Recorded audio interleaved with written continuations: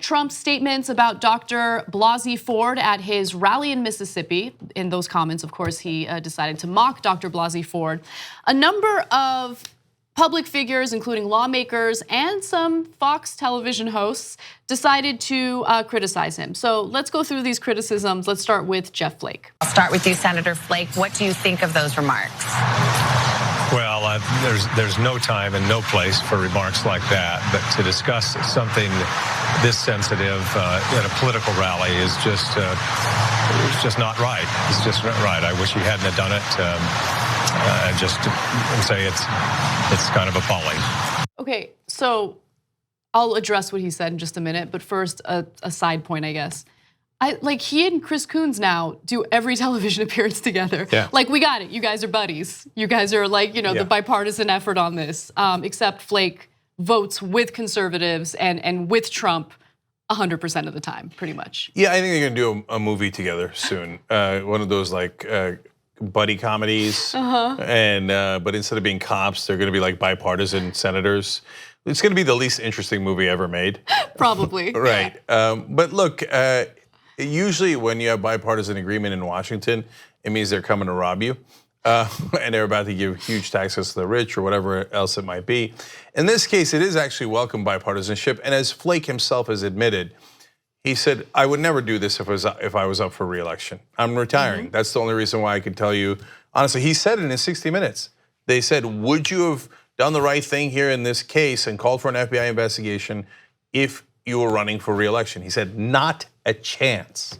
That's the only reason why you're seeing decency there. But at the end of the day, by the way, not only did he vote to advance Kavanaugh, not only does he vote with Trump about 95% of the time, but when the Democrats asked to bring Mark Judge in so that he could be questioned, he voted no. So he's also in some ways part of the cover-up. Again, I'm giving him credit here because it's very rare to see a Republican ever do anything that's conciliatory or compromise, and he did call for the FBI investigation, and you should give him credit for that. But overall, understand that he overwhelmingly votes with the bad guys anyway, even though he's retiring. There will be one last vote on Kavanaugh, and that will likely be determinative for Jeff Flake's career, reputation, etc. We'll see. I mean, certainly reputation. I feel like if you're not going to seek re-election, just do the right thing. But anyway, we'll see how this goes. Susan Collins was also asked the same question as she was basically running away from reporters and into her office. So let's hear what she had to say. Are you president of the president's attacks on Christine Blasey Ford? Are you president of the president's attacks on Christine Blasey Ford? President's comments were just plain wrong. Just plain wrong. Okay. Strong so that's statement fair. there. No, she turned around and talked to the reporters and said just plain wrong. We'll take it. There's only one thing that matters. How are they going to vote at the end? So, and the FBI investigation is not in yet. So, look, I think we've seen enough. We came in with an open mind. We covered on the show for days. You can go back watch our videos from the first couple of days and all throughout. But the evidence has been mounting and mounting that Kavanaugh lies on a consistent basis. He did it several times during his testimony, including saying he hadn't heard of the Ramirez allegations, the second allegations, until the New Yorker story came out. Now it is indisputable. We have texts and other evidence showing that no, he knew about the article and was trying to go after Ramirez's credibility before the article. So whether you think it's okay to go after her credibility, he clearly lied, and that is one of many instances. So I think I've seen enough, but I know that the Republicans like Collins need overwhelming proof. It has to be the clearest thing in the world. The FBI investigation is still to come. But at the end of the day, Collins, Flake, Murkowski, and anyone else with a conscience, we're gonna find out. We're gonna find out which way you're gonna vote, and it'll stay with you for the rest of your life. So one of the more interesting responses came from Brian Kilmeade on Fox.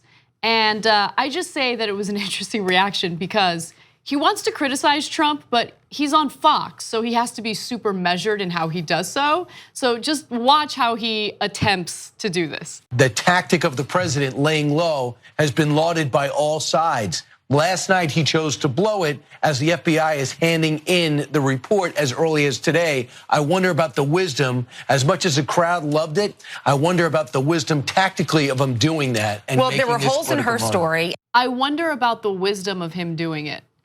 No, why don't you just say it? It was a really bad idea to mock the accuser here, especially before any of the FBI findings are released. And by the way, he mentioned that these findings could be released or given to the Senate Judiciary Committee as soon as tonight. What happened to 1 week? I thought this was gonna be a 1 week investigation. Hasn't been a week. I know. Why not take the full week? It's unbelievable. Anyway, we'll see. The FBI report's not in yet. But on Kilmeade, it's up until now, we've just talked about the substance of how bad it was for Trump to mock her at a political rally. But if we're talking tactics, as Kilmeade brought up, also keep that in mind. And that's why Fox might be upset, because it's only going to alienate Flake, Collins, and Murkowski and make it harder for them to vote yes. So Fox News wants them to vote yes. The Republican Party wants them to vote yes. All conservatives want them to vote yes. And Trump just made that harder because he rubbed it in everybody's face. Ah ha ha, I'm laughing at her. I'm laughing at her. Now when Collins votes with him, she's gonna seem like she's laughing at the sexual assault survivor too. It made her job tactically much harder. But that's why I told you that Trump was gonna get almost nothing done, because he's a buffoon. And anytime any reporter talks about how talks in any context about Donald Trump's strategy, honestly, they should be fired. There's no strategy. There's never any strategy. If you're pretending there's a strategy, you apparently have not been paying attention at all. He's just a monster and he can't help himself. So he gets out there in front of his crowd and he's like, let's throw it to the lions. There's no strategy. Of course that's gonna hurt you politically. But he's just too dumb to know or care. On the go? Don't worry, we got you covered. You can still listen to TYT at our new podcast network. Find us on Apple Podcasts, the Google Play Store, or at tyt.com/podcast.